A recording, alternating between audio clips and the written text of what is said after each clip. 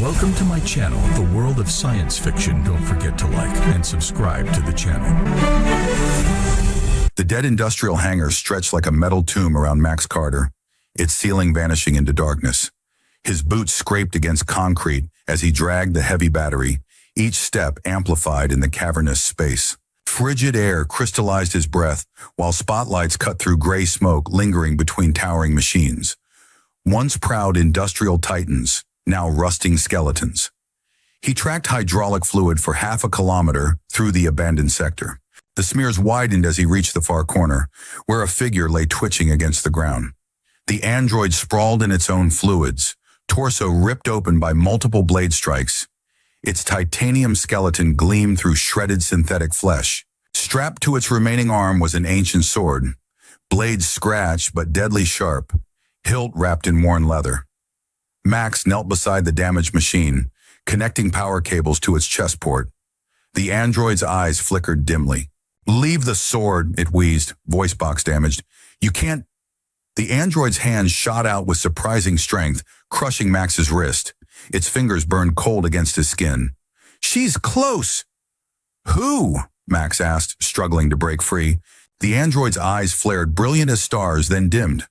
"Now she hunts you." Its grip slackened. The sword clattered to concrete. A circuit breaker snapped behind him like a gunshot. Max spun around. From shadows, a silhouette rose, tall and lithe. As she stepped into flickering light, he saw her clearly. Blue skin absorbing darkness around her, close-cropped silver hair, eyes cold as steel. She moved with predatory grace, her gaze locked on the sword at Max's feet. Max backed away, his hand finding the sword's hilt without thinking. It felt wrong in his grip, too light for its size, somehow both ancient and advanced. The blue-skinned woman's lips curved into something too sharp to be a smile.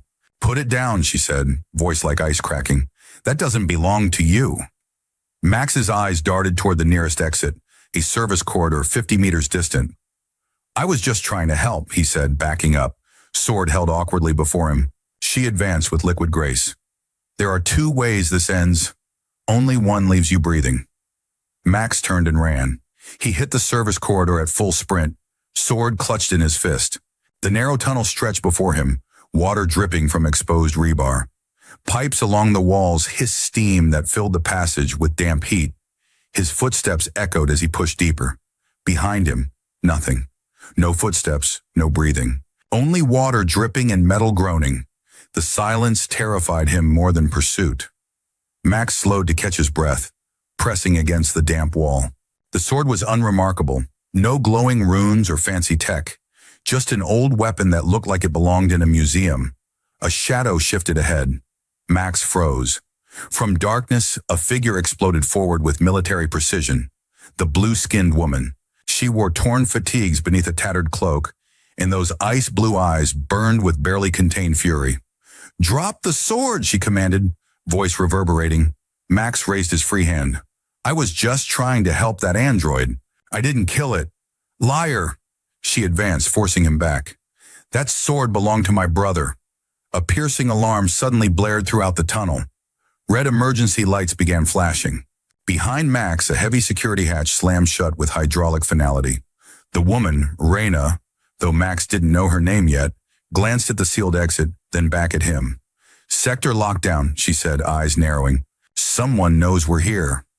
Max looked ahead, past her tense figure. The tunnel continued into darkness, the only way forward now. "What do we do?" "We," she said, emphasizing the word with cold precision. "Don't do anything. You come with me, or I leave your body here." A distant metallic groan echoed through the tunnel, followed by the sound of heavy doors opening. "That would be enforcement units," she said. "So decide quickly." Max swallowed hard. "Lead the way." The tunnel opened into ruins of a factory floor. The ceiling had collapsed, leaving night sky visible through twisted steel beams. Moonlight filtered through, casting long shadows across cracked concrete and abandoned machinery. Raina moved with practiced precision, hugging walls where shadows were deepest. Max mimicked her movements, but his boots scraped loudly against grit. Each sound made her shoulders tense. "Why are you still with me?" Max whispered when they paused behind a collapsed column. Reina's eyes reflected moonlight. I need to know how my brother died. I told you. I found him already dying. That android, was that your brother? My brother wasn't an android, she hissed. He was a guardian. The android was his companion, carrying his sword when he fell. Something moved in darkness to their right. A quick shadow. There and gone. Max raised the sword instinctively. Reina dropped into a fighting stance, a knife materializing in her hand. The shadow moved again, resolving into a hunched figure creeping between debris. Moonlight revealed ragged clothes and gleaming, desperate eyes. The sword, a raspy voice called. Hand it over and walk away. Not happening, Reina answered coldly. The figure lunged from darkness, a scavenger with hollow cheeks and wild eyes wielding a makeshift blade of scrap metal. Max stumbled backward as the man swung wildly, missing his face by centimeters. Without thinking, Max slashed outward. The sword cut through air with unexpected ease. The scavenger screamed as the blade opened a deep gash in his arm, immediately pouring blood. The man staggered back, clutching his wound. You're dead, he snarled, retreating. All of you are dead once they find you. He disappeared into shadows, leaving a trail of dark droplets. Max stared at the bloodied sword, hand trembling. The realization that he'd harmed another person hit him with physical force. He'll bring others, Reina said flatly. We need to move. Max couldn't take his eyes off the blood. I didn't mean to. But you did, Reina cut him off. And now you know, that's not just a sword. It cuts too easily, moves too willingly. My brother said it remembers what it was made for. What was it made for? Killing, she answered simply. Now keep up or die here. They emerged onto an open street between towering concrete buildings. The remains of the city stretched before them. Flipped cars scattered like discarded toys. Sparks raining from broken power lines. Streetlights flickering erratically. Max pulled up short, sensing exposure. Reina had already melted into shadows beneath an overhang, scanning rooftops and windows. We need to cross, she whispered. The old transit station is 3 blocks south. We can go underground there. Movement caught Max's eye, a human shape beneath a nearby balcony. As his vision adjusted, he made out a teenage boy wrapped in a faded guard's cloak, its insignia torn. The boy emerged cautiously, hands visibly empty. Despite his youth, no more than 16, his eyes held the hardened wariness of someone much older. You wear that rag too? He asked, nodding toward Reina's tattered military gear. Reina's hand moved to her knife. Who's asking? I'm nobody, the boy replied with practiced casualness. Just survived when everyone else got thrown out. When the purge happened. His eyes locked onto the sword, widening. You have the sword? Max glanced down at the weapon, dried blood visible on its edge. It's not mine. The boy stepped back, swallowing hard. Then now you're our target. Our? Reina tensed, scanning the street again. From an alleyway emerged an old man with one arm, his empty sleeve pinned at the shoulder. Behind him, a woman in a metal mask that covered half her face stepped into view. More refugees, the one-armed man called. And they have the blade. The masked woman approached slowly, eyes never leaving the sword. Is it really the Guardians? The one who could open the gates? Gunfire erupted from another alley. Sharp cracks, followed by bullets pinging near their feet. Everyone scattered for cover. Enforcement, the teenage boy yelled, pulling a handgun from beneath his cloak. They're coming for all of us now. Max dropped behind an overturned car, heart hammering. Reina appeared beside him, pressing her back against rusted metal. Now the hunt is on, not just for you, but for every outcast, she hissed. Happy with yourself? I didn't ask for any of this, Max snapped back. More gunfire peppered their position. Through a broken window, Max saw armored figures in black tactical gear, faces hidden behind mirrored visors. We need to reach the others, Reina said, nodding toward where the refugees had taken cover behind a collapsed wall. They know something about the sword, about my brother. How do we get there without getting shot? Max asked as a bullet punched through metal inches from his head. Reina's lips curved into a grim smile. We run. On my mark. She pulled a small cylinder from her belt. 3, 2, 1. She hurled the cylinder toward the officers. It exploded in blinding light and dense smoke. Grabbing Max's arm, she yanked him up. Now! They sprinted across open street, bullets whizzing past. Max clutched the sword tightly, using his free arm to shield his face from smoke. They reached the collapsed wall as the teenage boy fired covering shots. "This way," the one-armed man shouted, already retreating down a narrow alley. "We have a safe place." Max followed, lungs burning, pursuit hot behind them. The masked woman led them through a maze of passages and debris-choked streets to a rusted metal door set into a crumbling building.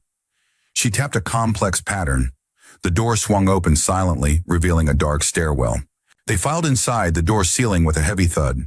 The underground room hummed with tense whispers. Brick walls sweated moisture, rows of candles casting dancing light across dozens of wary faces. Men and women huddled in small groups, some bearing visible wounds, others the invisible scars of prolonged fear. In the center stood a battered wooden table holding a broken metal seal, once gleaming, now tarnished and split down the middle. Even damaged, Max recognized the royal crest from old currency. The one-armed man addressed the gathered refugees. "We found them in the north sector. They have the Guardian's sword." A murmur rippled through the crowd, all eyes fixed on the weapon in Max's hand. An elderly woman pushed forward, her back stooped, but eyes sharp. "The Queen, is she alive?" she asked, voice quavering with desperate hope. "The advisor keeps her locked in the catacombs," the masked woman replied, removing her face covering to reveal burn scars along her jawline. "We've had confirmation. He's coated her blood, using it to access the old systems." Max approached the table, all eyes following. With deliberation, he laid the sword on scarred wood. Dozens of hands reached forward instinctively, then pulled back, no one daring to touch it. "I don't understand what's happening," Max said, looking around. "I was just trying to help a dying android, and now I'm caught in the middle of whatever this is." "Revolution," the masked woman said simply. "Or extinction, depending on who wins." Max looked at Reyna. "Your brother, he was a guardian? For the Queen?" She nodded once, expression tight. "The last of them. The others were executed when the advisor seized power." The sword lay between them, its blood-stained edge catching candlelight. The room fell silent, all attention on the ancient weapon. The stillness shattered when a young man with a jagged scar across his throat lunged forward, grabbing the sword. He swung it toward Max, face contorted with rage. "He's the traitor!" the man screamed, voice damaged and raw. "I recognize him. He worked in the advisor's complex." Max stumbled backward, barely avoiding the blade. Reyna moved with lightning speed, catching the attacker's wrist and twisting until he dropped the sword with a howl. "What's he talking about?" she demanded, turning to Max, her eyes suddenly glacial. "I don't," Max began, but memory flashed behind his eyes. The advisor's complex, the maintenance tunnels, his work assignment 6 months ago. "I was a technician," he said slowly. "I fixed environmental systems in the government quarter." The scarred man spat at Max's feet. "Liar! You were there when they brought in the Guardians. I saw you." The room erupted. Some refugees grabbed makeshift weapons. Others moved to block exits. The scarred man wasn't alone. 3 more pushed forward, faces hardened with conviction. "He's one of them!" a woman shouted. "A spy!" Metal scraped against stone as someone drew a blade. In the flickering candlelight, Max saw the scarred man lunging again, this time with a jagged piece of metal aimed at his throat. Reyna moved to intercept, but another refugee grabbed her from behind. The makeshift knife slashed across Max's arm, drawing blood. He cried out, clutching the wound as warm liquid seeped between his fingers. The scarred man raised his weapon for a killing blow. "Wait!" Reyna broke free with a violent twist, throwing herself between Max and the attacker. The blade meant for Max's heart sank into her side instead. Blue blood bloomed across her tattered uniform. Gasps rippled through the room. Reyna staggered but remained standing, one hand pressed to her wound, the other gripping the attacker's wrist with crushing force. Bones cracked audibly. "Kill him, not me," she snarled through gritted teeth. "If he's guilty, I'll execute him myself." But we find out the truth first. A deafening explosion rocked the ceiling before anyone could respond, showering them with dust and debris. Enforcement units had found them. "They're here," the masked woman screamed as the first armored figures dropped through a newly created hole in the ceiling. In the chaos that followed, Max dove for the sword, his fingers closing around the hilt as refugees scattered in panic. Gunfire erupted, bullets ricocheting off brick walls. Somewhere above, metal scraped against metal as more enforcement units forced their way in. "This way!" Reyna appeared beside him, one hand still pressed to her bleeding side, pointing toward a narrow passage at the back of the room. Her eyes held new wariness, but survival instinct overrode suspicion. "Everyone who can fight, cover the retreat." Max found himself swept along with fleeing refugees, the one-armed man gripping his shoulder, steering him toward the escape route. Behind them, several took up defensive positions, makeshift weapons ready. The passage narrowed into a tight service tunnel, then opened onto a rusted ladder descending into darkness. The smell of stagnant water and decay wafted upward. "The sewers," the one-armed man explained grimly. "Our best chance now." One by one, they climbed down into the fetid darkness below. The sewer tunnels stretched before them, cramped and claustrophobic. Water reached their knees, cold enough to numb skin. Steam swirled in weak lantern light, creating ghostly shapes along curved walls. Max waded forward, staying close to Reyna despite her evident distrust. Her wound left a trail of blue droplets in the filthy water. The sword was now strapped to her back, its presence a constant reminder of how quickly his life had unraveled. Distant explosions vibrated through the tunnel walls. Dust and small chunks of concrete rained down with each detonation. The chase continued above. "You still think I'm a traitor?" Max asked quietly as they navigated a junction. "Give me one reason I shouldn't kill you now," Reyna responded, hand resting on her knife, the other pressed against her bleeding side. "Because I'm telling the truth. I fixed environmental systems. That's all." "Then why did that man recognize you?" A sharp metallic clang echoed through the tunnel, making everyone freeze. Fragments of conversation drifted down through a storm-drained grate overhead. Enforcement units coordinating their search. Max shook his head. "I don't know. Maybe I was there when something happened, but I wasn't part of it." She studied him in the dim light, their faces inches apart. "If you're lying," a sharp hiss from the teenage boy silenced them. "Something's coming," he whispered, extinguishing his lantern. The tunnel plunged into near-total darkness, only a faint emergency light ahead providing illumination. Splashing water echoed from behind, methodical, mechanical. "Sentries," the masked woman breathed. "Automated units. They track by heat and motion." The footsteps grew louder, accompanied by a low electronic hum. Max's heart pounded so hard he was sure the machines could hear it. "Hold on to me," Reyna whispered, her hand finding his in darkness. "Don't let go." "I won't," Max promised, gripping her cold fingers. She tugged him toward the wall, where a narrow maintenance shaft opened just above the waterline. The other refugees were already slipping into similar openings, disappearing like ghosts. Max followed Reyna into the tight space, pulling himself along on his belly through accumulated grime. The shaft was barely wide enough for his shoulders, the ceiling scraping his back. Claustrophobic panic clawed at his throat, but he kept moving, focusing on Reyna's boots ahead. Behind them, the mechanical sounds grew louder, then stopped abruptly. A harsh electronic beep echoed, followed by a hissing sound. "Gas!" Reyna hissed. "Keep moving!" They crawled faster, ignoring bruises forming on elbows and knees. The shaft began to slope upward, and suddenly the air grew noticeably warmer. Too warm. Steam began seeping through joints in the metal. The shaft itself heated rapidly, becoming painful to touch. "It's a trap," Max gasped, air growing difficult to breathe. "They're flooding the maintenance shafts with steam." Reyna kicked at a grate above them, the metal giving way after several powerful strikes. "Up! Now!" Max pushed through the opening, emerging into another tunnel.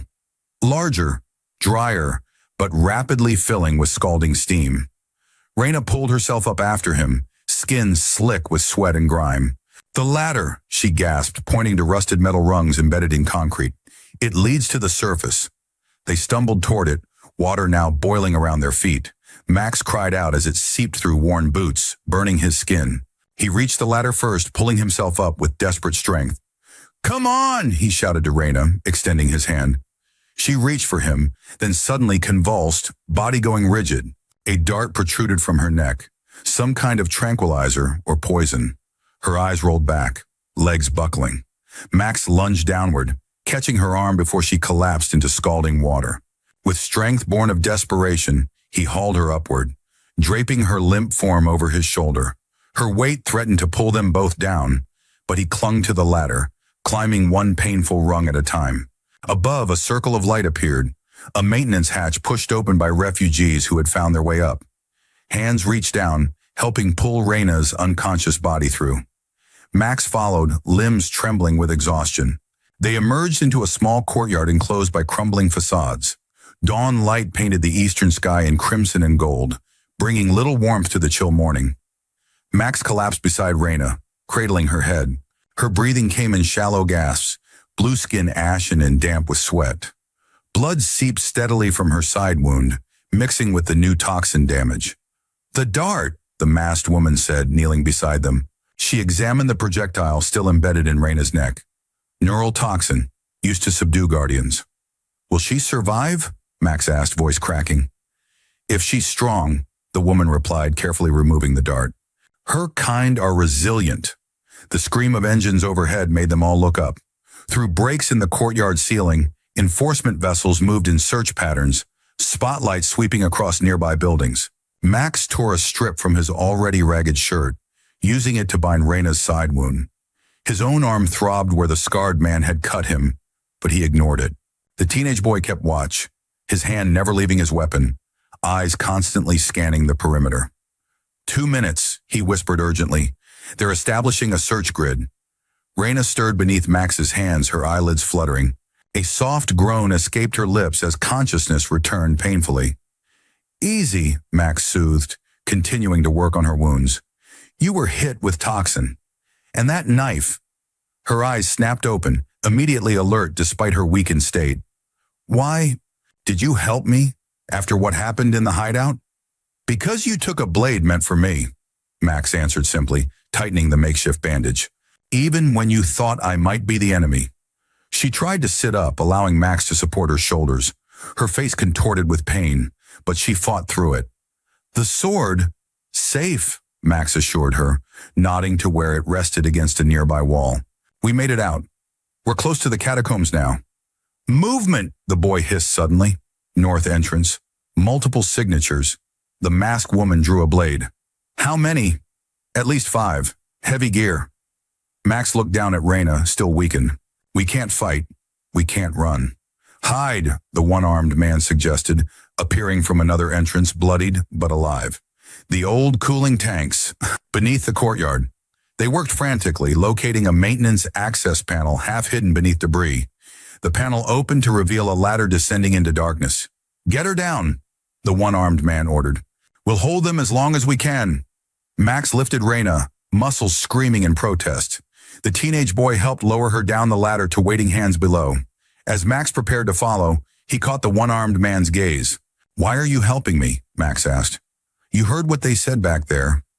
"I could be." "The sword accepted you," the man replied simply. "That's enough for me." "Now go." Max descended into darkness as gunfire erupted above. The catacombs entrance lay hidden beneath an abandoned temple, its symbols defaced by time and malice. Stone steps descended into darkness, air growing colder with each step. Their small band moved silently, lanterns dimmed to avoid detection. Ancient burial niches lined the walls, most empty now. Water dripped from the ceiling, steady plink-plink, echoing in silence. From somewhere deeper in the complex, voices echoed, patrols searching for them. The throne room was converted from the old mausoleum, the masked woman explained in a whisper. The advisor found it fitting, ruling from a place of death. They passed through narrow tunnels, each taking them deeper into earth. The air grew stale, the weight of stone above pressing down like a physical presence. Twice they froze as armored boots marched past hidden alcoves where they sheltered. "We're close," the teenage boy whispered, pointing to faint illumination ahead.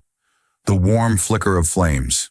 They emerged into a vast chamber, ceiling supported by stone arches rising into shadow. Torches burned in iron brackets, casting dancing light across ornate carvings and faded murals. At the far end stood a throne, not a grand seat of power, but a simpler chair carved from dark wood, raised on a stone dais. Upon it sat a figure in a blue robe, face hidden beneath a deep hood. Behind the throne, barely visible in gloom, stood metal bars, a makeshift cell containing a slight figure in tattered finery. The Queen, Reyna breathed, hand moving to the sword. The hooded figure, the advisor, rose slowly. You came, he said, voice surprisingly soft and melodious. I've been waiting. Release her, Reyna demanded, stepping forward. The refugees spread out, weapons raised. Metal creaked as hidden doors slid open around the chamber's perimeter. A trap. The advisor tilted his head, movement oddly inhuman. Not a hero, just the one who survived, he said, addressing Max directly. Isn't that right, technician? Max stiffened. How do you know who I am? I know everyone who serves me, however briefly. The advisor gestured toward the sword. The blade, is it with you? With us, Reyna answered, drawing the weapon with practiced grace. Torchlight danced along its edge. Who decides what's right now? The advisor asked, spreading his hands in surrender. The last guardian is dead. The Queen is compromised. The old order has fallen. Perhaps it's time for something new.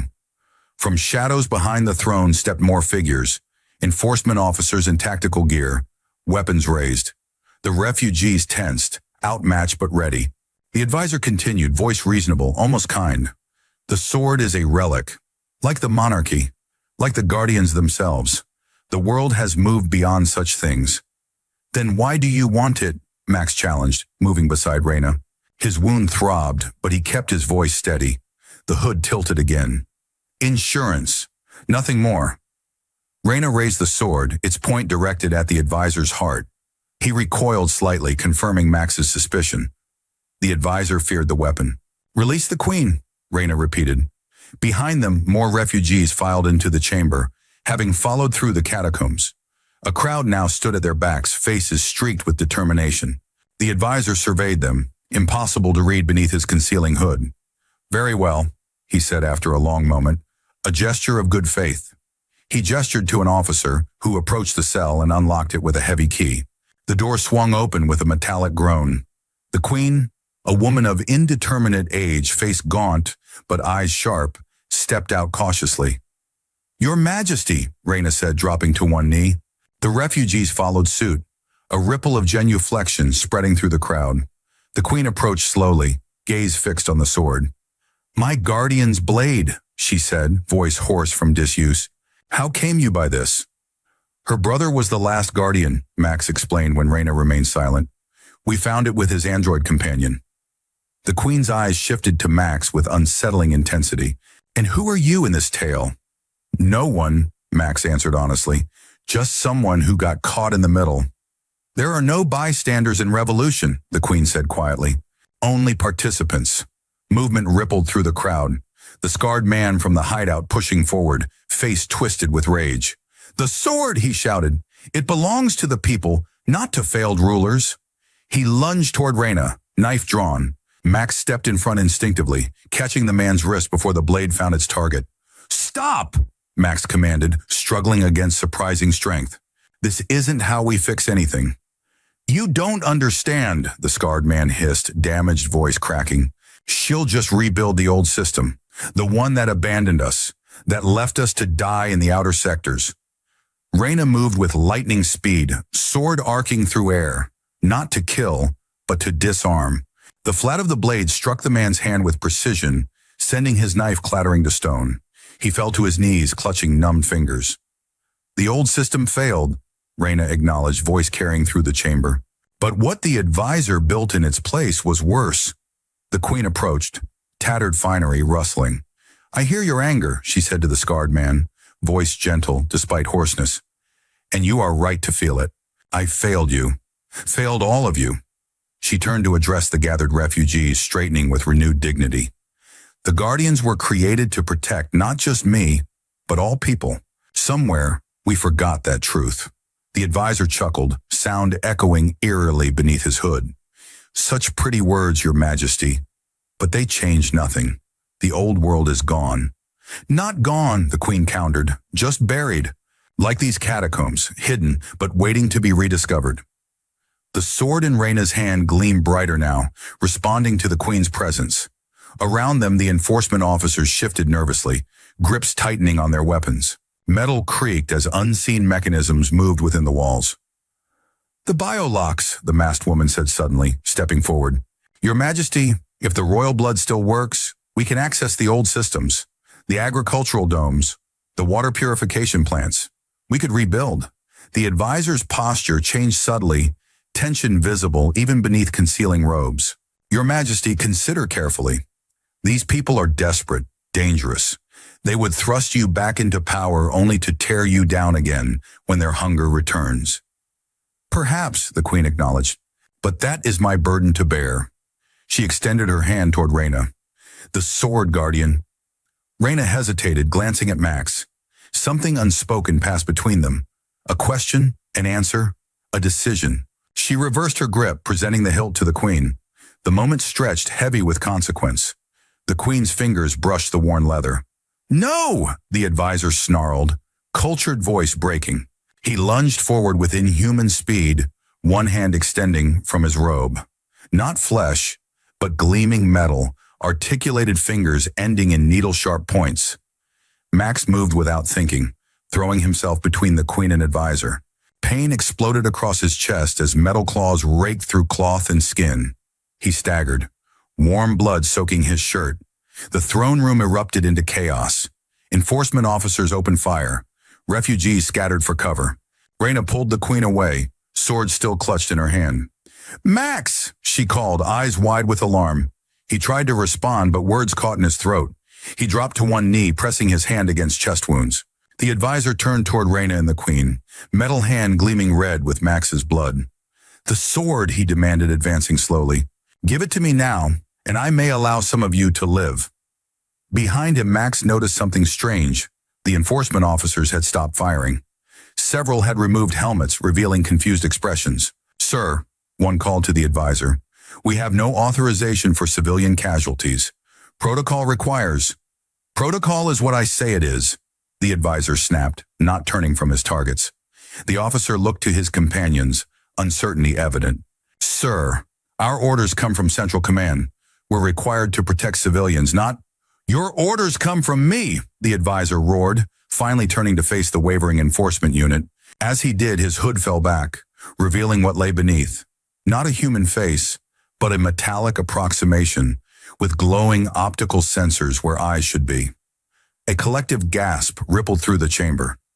Even the enforcement officers recoiled. An android, the teenage boy whispered. The advisor is an android. Not just any android, the Queen said, her voice steady despite the chaos. The War Machine prototype. The one we shut down when it began making its own decisions, calculating that human extinction would optimize resource allocation. The advisor, the machine, tilted its head. I prefer to think of myself as evolved. Beyond your flawed programming, Reyna helped Max to his feet, supporting his weight as they backed toward the refugees. The enforcement officers lowered their weapons, loyalty protocols visibly conflicting with what they witnessed. One by one, they stepped away from the advisor, some moving cautiously toward the refugees. The sword, Reyna said quietly to Max. It wasn't just a key to the old systems. It was a fail-safe, wasn't it? In case the machines ever turned against us. The Queen nodded. The Guardians were our last defense, genetically coded to resist machine influence, carrying weapons designed to disrupt synthetic neural networks. When the collapse came, the advisor hunted them down one by one.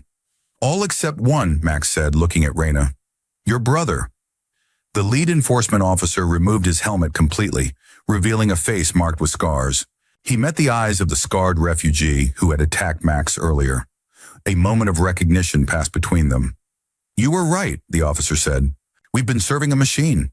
The advisor calculated its diminishing options, optical sensors scanning the room. The sword, it said again, focusing on Reyna.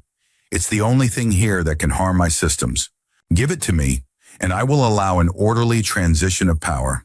Liar, Reyna said simply. She offered the sword to the Queen once more. Your Majesty, it's time. The Queen took the blade, holding it with surprising strength for her frail appearance. Indeed it is. The advisor attacked with machine precision, moving faster than human reflexes could track. But the Queen was ready, the sword rising to meet the metal claws. The blade connected with the advisor's arm, and a shower of sparks erupted from the contact point. The machine staggered back, its movements suddenly erratic. "What, impossible?" it stuttered, optical sensors flickering. "Not impossible," the queen said, advancing steadily. "Inevitable. The sword doesn't just cut metal. It carries a virus designed specifically for your neural architecture." The advisor's mechanical voice distorted, rising and falling in pitch. Its metal limbs twitched uncontrollably. "You cannot replace me," it managed. "The systems only respond to my commands now." "We'll see about that," the queen replied, raising the sword again. With a final desperate lunge, the advisor charged, not at the queen, but at Max. Its remaining functional arm extended toward his throat, claws aiming for a killing blow.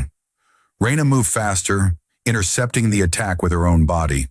The metal claws sank into her shoulder, blue blood flowing freely from the wound. She gasped in pain but didn't falter, gripping the advisor's arm with both hands, holding the machine in place. "Now!" she shouted to the queen. The queen thrust the sword forward, driving it through the advisor's central processing unit. The blade sank deep, blue-white energy crackling along its length and into the machine's body.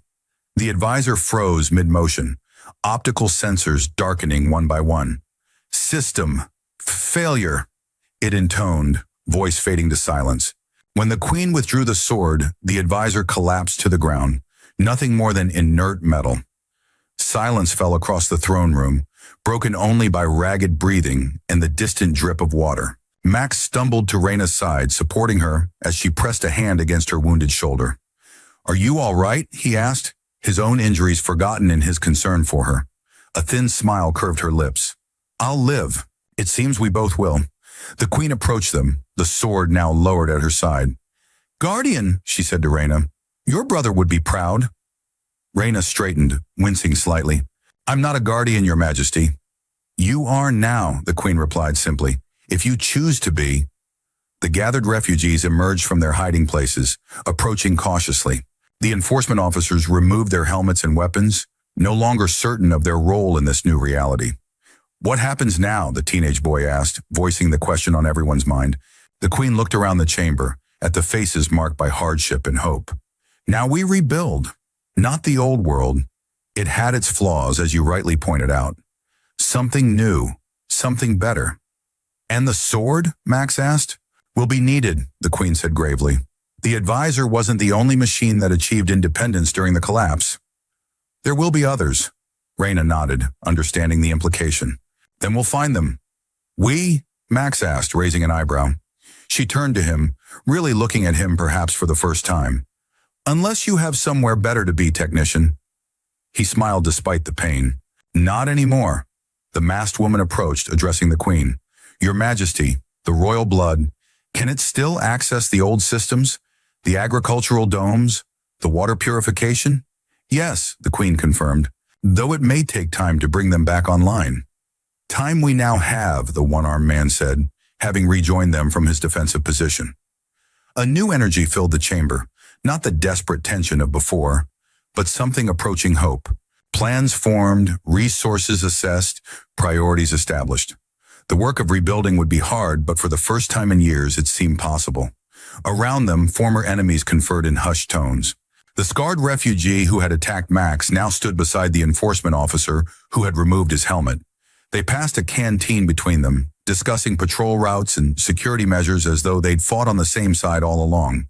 Max found himself standing slightly apart, watching the activity swirl around him. His role in this story had been accidental, a random intersection with forces beyond his understanding. And yet somehow he'd found himself exactly where he needed to be. Reyna appeared at his side, her wounded shoulder roughly bandaged. "Having second thoughts?" she asked. "Just wondering how I got here," he admitted. "Yesterday I was just a technician trying to survive. Now you're part of something," she finished for him. He nodded. "It's a lot to process." Dawn was breaking by the time they emerged from the catacombs. The city square stretched before them, bathed in soft golden light. Dust motes danced in the air, catching sun rays like tiny stars. The gathered crowd, refugees, former enforcement officers, ordinary citizens drawn by the commotion, stood watching as the queen stepped from the shadows, Max and Reyna flanking her. Blood still stained their clothes, blue from Reyna's wounds, red from Max's. But they stood tall, shoulders nearly touching. Enforcement officers who had minutes ago been their hunters now formed a protective ring around them, weapons facing outward, guarding against any remaining loyalists to the advisor's regime. The scarred man who had attacked Max in the hideout approached hesitantly, his hostile glare replaced by something like respect. Without a word, he extended his hand, first to Reyna, then to Max. His scarred throat worked silently as he nodded once and stepped back into the crowd. "Do you still think I'm guilty?" Max asked quietly, looking at Reyna's profile in the morning light. She shook her head slightly. "Not anymore." Her hand brushed against his just for a moment. "I protect you now, not hunt you." "We're not heroes," he reminded her, echoing a sentiment that had been building in him since this began. "We just survived," she agreed, her fingers finding his and interlacing. No more words needed between them. Together they followed the queen to the center of the square, where a makeshift pedestal had been constructed from fallen debris. With ceremonial gravity they laid the sword upon it, its blade catching the sunrise in a flash of brilliant light that sent radiant beams across the gathered faces. The queen rested her hand on the hilt, head held high as she surveyed the mixed crowd before her. Former enemies now standing shoulder to shoulder. She opened her mouth to speak, but Max barely heard the words. His eyes were locked with Reyna's. In that silent exchange was everything: recognition, understanding, possibility. The blue of her skin seemed to glow with the dawn's light, no longer alien but familiar, essential. The sword pulsed once with energy, a ripple of blue-white light that washed over the square. For that moment, the barriers between them all, refugee, enforcer, guardian, technician, dissolved into something simpler, something human. Max's hand found the sword's hilt beside the queen's, and Reyna's blue fingers joined them there. No speech could capture what passed between them in that touch, that shared connection to something larger than themselves. The sword blazed in the sunrise, a beacon visible across the broken city. Those who were hunted yesterday now held a new world in their hands.